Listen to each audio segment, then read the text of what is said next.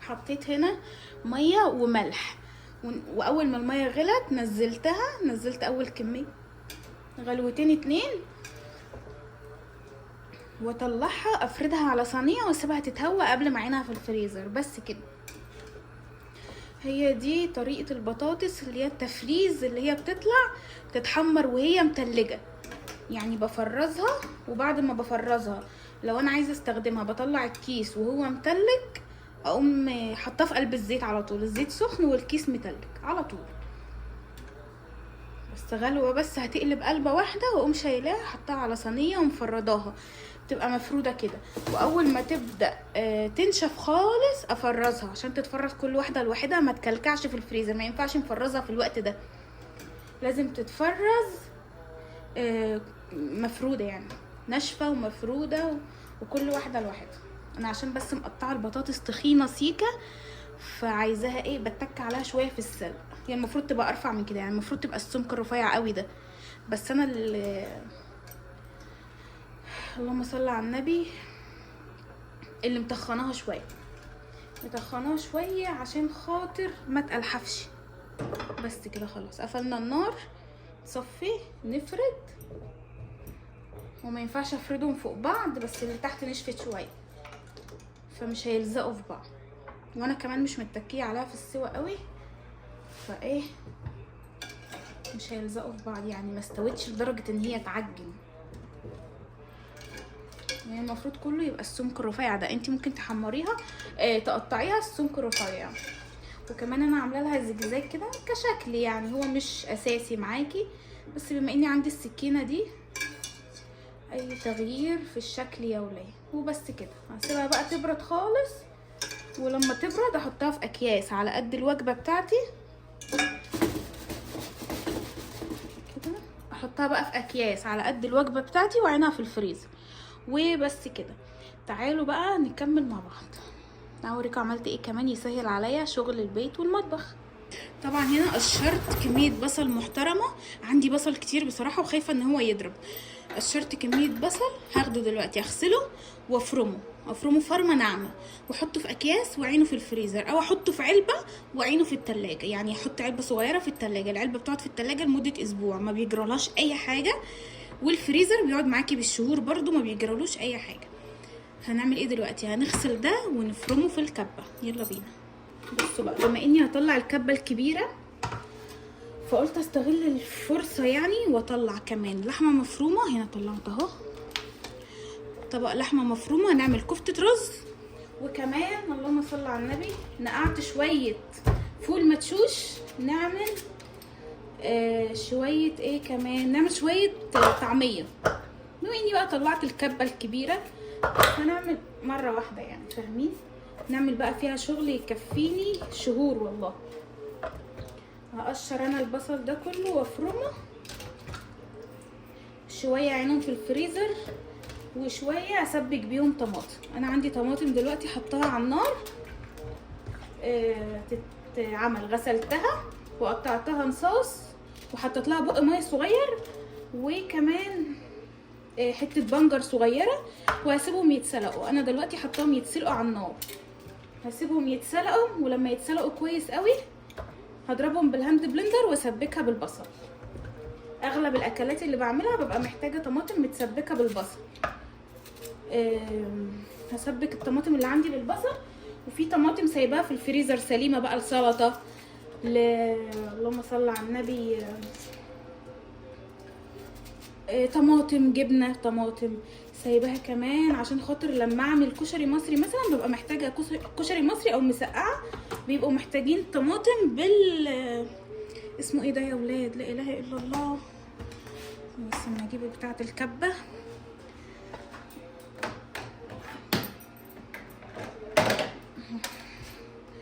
بيبقوا محتاجين الطماطم بالثوم مش بالبصل، فعشان كده سايبه طماطم في التلاجة للثوم، وسايبه كمان فين السهم اهو. بس كده، يلا نفرم البصل ونشوف هنعمل بايه، ولما يجي خطوه الطماطم افهمكم. هروح افرمه وارجع لكم. زي ما انتوا شايفين فرمتها فرمه ناعمه. هجيب بوله دلوقتي ونحط فيها البصل. تعالوا بقى اوريكم. هنا بس كنت بغسلها فسايبها تتصفى، تعالوا اوريكم بسبك الطماطم ازاي.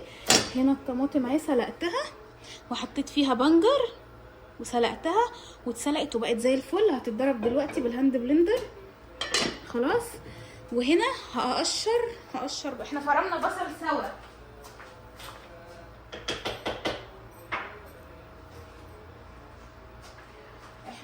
بصل سوا، وانا قلت لكم ان انا هسبك الطماطم بالبصل، فاللهم صل على النبي. هي نشفت اهي، هنزل بشويه زيت محترمين.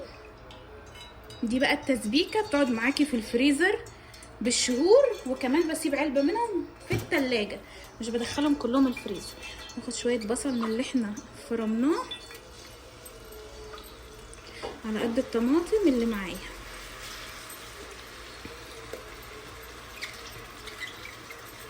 يعني البصل بالنظر كده على قد كميه الطماطم اللي انت عايزه تسبكيها. بتسهل عليا بقى طبيخ، اي حاجه بعملها بتسهل عليا جامد قوي. هديلها دلوقتي رشه ملح عشان يدبل معايا بسرعه، على ما اخد الطماطم افرمها بالهاند بلندر. يلا بينا. سيب البصل بقى ده يتحمر وياخد لون مع نفسه. فرمت البصل وسبت هنا بصلايه، مقدار بصلايه. هعمل ايه بقى؟ هحط لها ايه البصلايه دي عشان نعمل بقى ايه كفته رز من بتاعه البيت. هحط لها شويه هريسه شطه اختياري، مش عايزه تحطيها ما تحطيهاش. وكمان سريعا انا عملتها معاكم قبل كده كذا مره، هحط لها توم، فصين توم كده مفرومين. البرطمانات دي ما بستغناش عنها، شايفين التوم حلو ازاي، وهريسه الشطه كمان. شايفين الحلويات في التلاجة كمان مش في الفريزر. وهحط لها بقى خضره مشكله، شبت وكزبره وبقدونس، عشان خاطر انا مش عايزه كميه كبيره، مش هعمل اصلا كميه كبيره، انا مش هاخد اللحمه دي كلها، انا هاخد بس حاجات بسيطه نجيب من هنا شويه كزبره ناشفه ايه، شويه كزبره خضرا كده حلوين. انا بحب فيها الكزبره اكتر من الحاجات التانية. بس كده شيل دول. هنضف انا الحاجات دي بعدين. نحط لها ايه كمان دلوقتي؟ هحط لها التوابل. ما بحطش فيها غير ملح وكزبره. دي شويه كزبره ناشفه كده في السريع، وشويه كمون وملح بس كده. هفرمهم فرمه ناعمه، وبعد كده هنزل عليهم بكميه لحمه بسيطه. وانا ما بحطش رز، بحط دقيق رز. يعني انا مش هحط رز مطحون انا والشغل ده. هفرم دول واحط عليهم لحمه واحط عليهم دقيق رز، ويبقى عندنا احلى كفته رز هتجربوها في حياتكم. هروح افرمها بقى وارجع لكم. خلاص فرمتها. شايفين الحلاوه؟ احلى كفته رز هتجربوها في البيت في حياتكم. مش غامقه، ما كترتش خضره. هفرزها بقى دلوقتي في كيسين بس كده. هفرزها في كيسين واحطها في الفريزر، ويبقى عندنا اكلتين كفتة رز جاهزين في الفريزر ومية مية. بس للاسف انا كنت بفرزها محمرة، بس لا، ما عنديش وقت ان انا اقعد احمرها، اصبحها واحمرها، وفي نفس الوقت ما عنديش مكان في الفريزر. فانا هصبحها، لا مش هصبحها، هقسمها كده وافرزها. مثلا دي وجبه هبططها كده في كيس تلاجة وارميها في الفريزر، ويبقى عندنا اكلتين. ويسهل، دي حته بصلايه كبيره، ويسهلوا عليا بقيه وقفه المطبخ. يلا بينا نشوف هنعمل ايه كمان. تعالوا بقى، بما اني اصلا طلعت اللحمه المفرومه عشان اخد منها لكفته الرز، فاكيد مش هعينها في نفس الطبق تاني. فقلت ناخد حته نعصجها والحته التانيه نعينها. هي لسه متلجه، ما ينفعش اللحمه تفك وترجع تتعمل تاني، فنلحق الحته المتلجه كده نعمل وجبتين كمان. ناخد حته نعصجها نعمل بيها غدا بكره. نسيب لحمه متعصجه جاهزه، تنفع في حاجات كتير قوي. نعصج الحته الكبيره دي، ناخد الحته الصغيره دي نعينها. بس بقى عندي وجبتين 3، وعملت كمان 3 وجبات كفته رز، وكل ده من طبق لحمه. يلا بينا يا ولاد. الطماطم اتسلقت وهي سخنه كده سريعا بالهاند بلندر، نديها ضربه.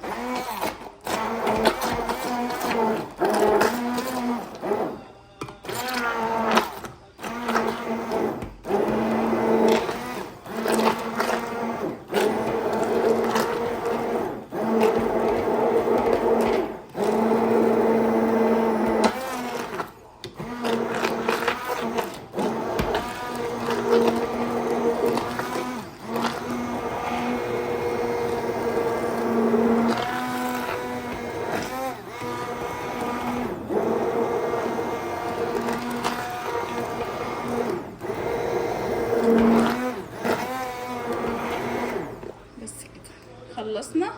يلا بينا بقى نشوف البصل. شايفين البصل اتحمر وبقى زي الفل. هعمل ايه بقى دلوقتي؟ عامله بصل كتير عشان اعصق كمان شويه. هاخد هنا هعصق حته لحمه مفرومه بالمره. بما اني طلعت طبق اللحمه زي ما انا قلت لكم، خدت الفاكك اعصجه وهسيب. بس كده كفايه. هعصجه هنا دلوقتي، والمجمد عينته في الفريزر. من طبق لحمه مفرومه طلعت 3-4 وجبات. خلاص هحط دلوقتي هحط هنا الصلصه. هجيب سكينه، احط هنا صلصه اللي هي معلقتين صلصه، بس ايه اللي هي المعلبه، عشان خاطر اعزز اللون مش اكتر. الصلصه دي انا بعينها في الفريزر وبقسمها كده بالسكينه، ويطلع بقى دي فله. لا اله الا الله. نص كفايه كده. هي بفكر احط 2، يعني انا مطلعه 2 من الفريزر، بس كميه الطماطم مش كبيره ان انا احط 2. خلينا نكتفي بواحده. وهجيب معلقه هريسه شطه.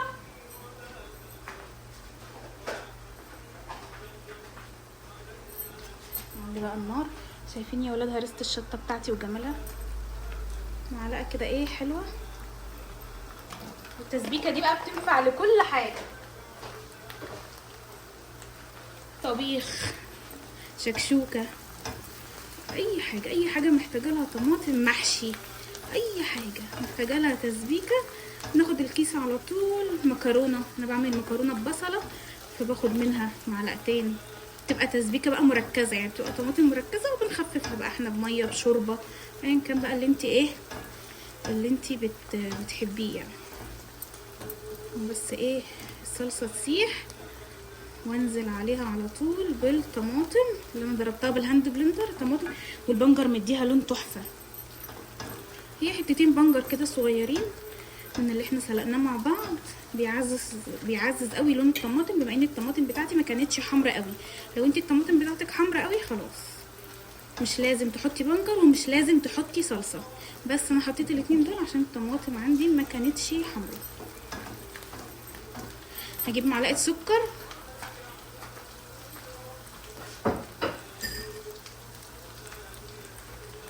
ومعلقه السكر دي عشان بس ايه حموضه الطماطم بس كده. وانزل على طول بالطماطم بتاعتي. بسم الله. بدأنا طرطشه ونوسخ المطبخ ايه نوسخ البوتاجاز، بس يلا مش مهم، بما اني كده هغسل البوتاجاز فلازم نعمل التحضيرات دي مع بعض. الطماطم بقى دي هتطلع لي كميه محترمه دلوقتي، هسيبها تتسبك.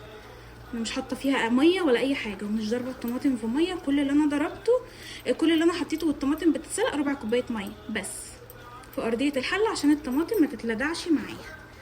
هعمل ايه بقى دلوقتي؟ هوطي عليها، هي مفيهاش ميه كتير فمش هتقعد تتبخر كتير. هوطي عليها واسيبها تتسبك، نشوفها بقى ايه بعد ما تتسبك. واظن باين القوام ان هي مفيهاش ميه اصلا، خطيره. هسيبها بقى تتسبك واوريها لكم، ونبدا نعبيها بقى في علبه في التلاجة ونعبي كيسين 3 في الفريزر. بس هغطي سريعا عشان هيحصل حرب عالميه تانية حالا. تعالوا بقى صلصه ايه، بغض النظر عن طرطشه الصلصه. البصله اللي احنا شلناها هحط لها معلقه هريسه شطه وهي اوريدي متحمره وزي الفل، واللي احنا شلناها دي عشان اعصج بيها بالمره ايه وانا واقفه كده لحمه مفرومه. بما اني كده اصلا قشرت بصل كتير وحمرت بصل كتير فايه نستغل الوقت كده نفس الوقت يعني نفس الوقت ونفس المجهود ونطلع منهم كذا اكله بقى. هو يوم تعب يا ولاد، بس بيريحني بقى بقيه الشهر. والله العظيم بقيه الشهر بيبقى عندي اكل في التلاجة وفي الفريزر، حتى لو مش اكل مطبوخ بس بيبقى عندي مثلا طماطم متسبكه، هطلع كيس طماطم، اعمل مكرونه، عندي الفراخ فاهمين، عندي لحمه مفرومه، نعمل بشاميل على طول، نسلق شويه مكرونه ونعمل بشاميل، لحمه قصدي متعصجه جاهزه. فالحاجات دي كلها بتسهل عليا المطبخ، وقفه المطبخ والوقفه الكتير والهيصه دي كلها. انا اللحمه المفرومه هسيبها تتعصج وما بحطلهاش غير ملح وفلفل وجوز الطيب بس كده. في ناس بتعصبها بصلصه، يعني بتحط لها صلصه بقى، بس انا مش هحط لها صلصه. ما بحبش البشاميل بصلصه عشان لو استخدمتها البشاميل استخدمتها في مسقعه، يعني احتمال كبير قوي عندي بتنجان نعمل بكره مسقعه لسه، يعني هشوف الدنيا هتمشي ازاي.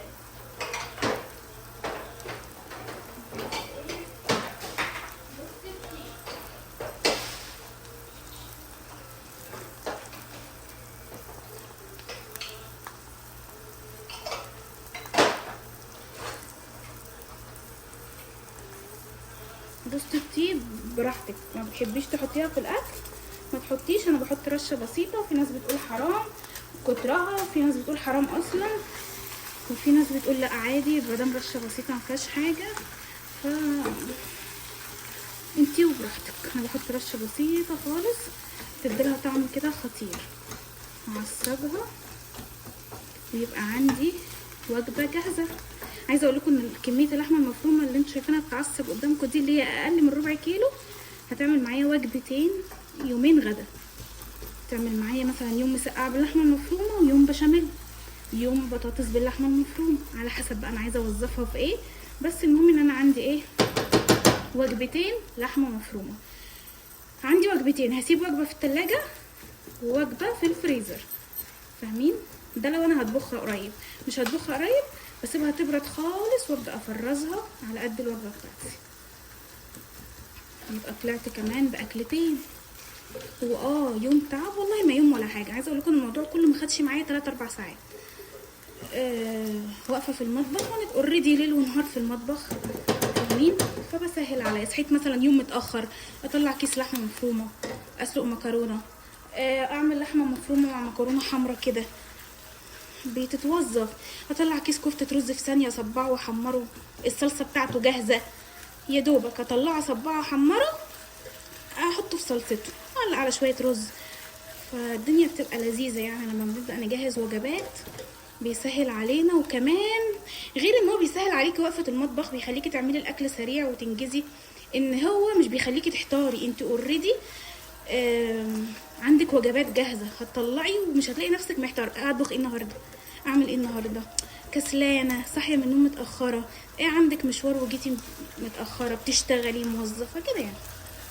طبعا كل واحده اضرب بيتها واضرب مصلحه بيتها، مشتريات بيتها، فانتوا بقى بتوظفوا على حسب انتوا بتحبوا ايه مش بتحبوا ايه كده يعني. سوا بقى تتعصب، هي خلاص دخلت في السوا اهي، ولونها بدأ يتغير بس لسه فيها حتت حمرا.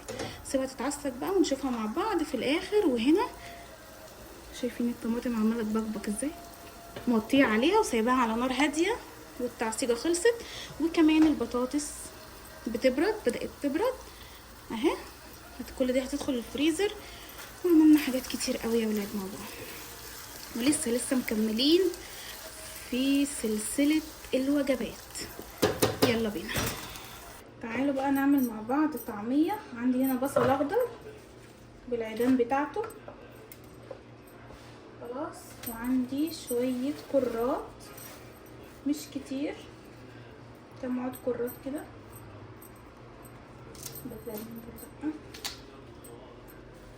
مش هكتر خضره عشان ما تبقاش غامقه معايا. مش هكتر خضره، وحطيت يجي كيلو خضره لحد دلوقتي. هاخد شويه كزبره كده بس. كفايه يا اختي، قلت مش هتكتري وحطيتي كيلو خضره. العشق هريسه شطه، معلقه كده ايه حلوه كده. بص، ودي دورها خلص النهارده. معلقه هريسه توم حلوه، هريسه التوم دي معلقه توم مفروم،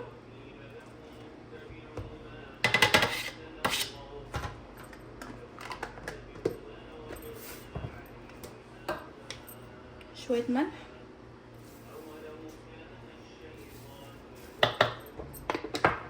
شويه كمون،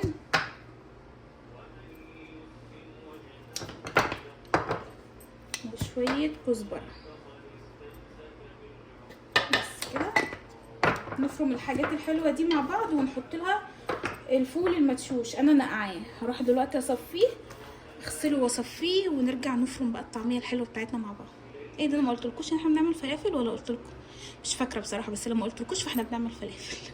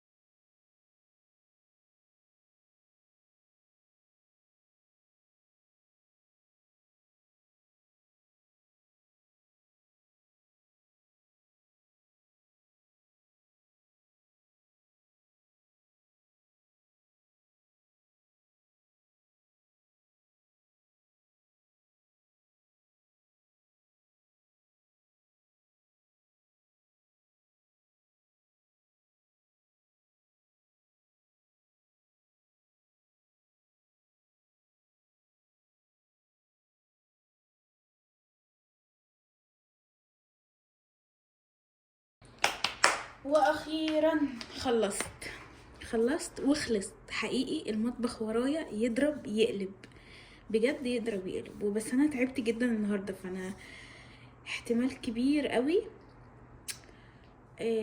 اعمله بكره. حقيقي عندي كميه مواعين، انتوا لو شفتوا منظر الحوض. يلا ما علينا، تعالوا بقى نشوف احنا عملنا ايه سريعا النهارده في يومنا، وكمان هيسهلوا علينا قد ايه. اول حاجه كنت انا جايبه في المشتريات بصل كتير وبطاطس كتير، نقطتهم النهارده. طبعا المشتريات عندي بقالها كام يوم، يعني بقالها كام يوم محترمين خلاص، فعدينا نص الشهر. فالبطاطس والبصل فيهم حاجات بدأت تطرى، فبصراحة بستحرم ان انا ارميهم، فقلت خلاص نلحقهم. خدت كمية بطاطس محترمة وعملتها زي ما انتوا شايفين وخزنتها، عملت معايا 4 اكياس بطاطس. ولسه عندي بطاطس كتير في التربو وكده، بس ناشفة يعني مش هتبوظ دلوقتي، فهتقعد معايا شهر كمان ولا حاجة. خلاص يبقى عندي 4 وجبات بطاطس تفريز، وطبعا مش بناكلها كل يوم، يعني مثلا يوم هعمل برجر اطلع طبق، اطلع كيس، يوم اعمل بيتزا وهكذا. وكمان فرزنا الطماطم سوا، عايزه اوريها لكم. انا ده بحطه في التلاجة مش بيجراله اي حاجه. شايفين حلاوتها؟ شايفين ريحتها؟ خطيره، مركزه، تقيله جدا. باخد منها معلقتين 3 على حسب الاكله بتاعتي، وبدخل البتاع تاني، وبدخل نفس العلبه تاني التلاجة. باخد منها بمعلقه ناشفه ومعلقه نضيفه، وبتقعد معايا شهر في التلاجة، ما بيجرالهاش حاجه. هي كميه طماطم يا دوبك مش كبيره، اما لو انتي هتفرزي بقى كميه كبيره دخلي الفريزر. وده البصل بتاعنا فرمته فرمه ناعمه، وهغطيه. طبعا دي كانت نضيفه وناشفه وكل حاجه، غطيه واحطه في التلاجة، بيقعد معايا شهر ما بيجرالوش اي حاجه. وشايفين هي العلبه مش كبيره، لو هتعملي كميه اكبر دخليها الفريزر.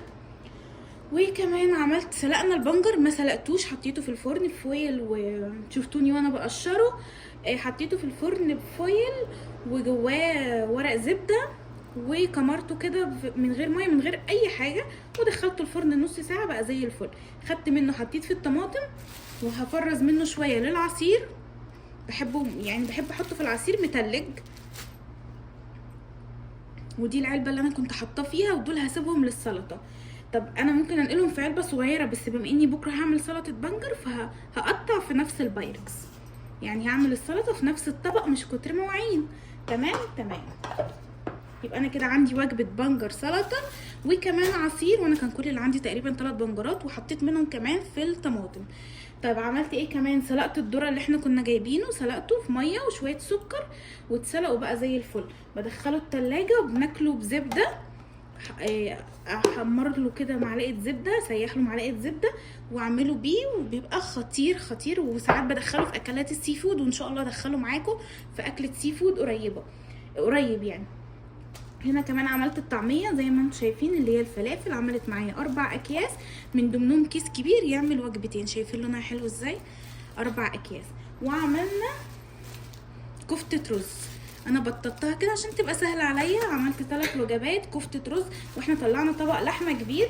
انا قلت لكم عملنا منه كفته رز، وكمان عصجنا منه. خدت شويه في علبه هطبخهم بكره ان شاء الله، فدول احطهم في التلاجة. والعلبه التانية وبقيه الكميه اللي انا عصجتها حطيتها في كيسه، وهدخلها الفريزر. يبقى عندي لحمه متعصجه جاهزه في الفريزر لاي حاجه بقى محتاجاها، وهكذا. هدخل بقى الحاجات دي كلها الفريزر دلوقتي، ما عدا ال3 دول مع البنجر مع ده هيخش التلاجة. يبقى اللي في الاكياس هيخش الفريزر، واللي في العلب هيخش التلاجة. وعندي وجبه هنا لحمه معصجه ولحمه معصجه، وعندي كمان من طبق اللحمه شلت كمان وجبتين لحمه، وجبه اعملها برجر مثلا. الوجبه التانية احتاجت لحمه في حاجه تانية يعني وكده، كفته مش عارفه ايه كده.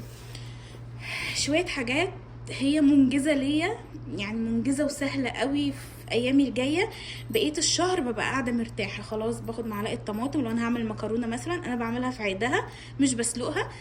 معلقتين 3 طماطم احطهم في الحله، نزود عليهم شويه ميه، واقوم حاطه فيها المكرونه تغلي غلوتين، اوطي عليها اسيبها تتشرب، خلص الموضوع معايا على كده.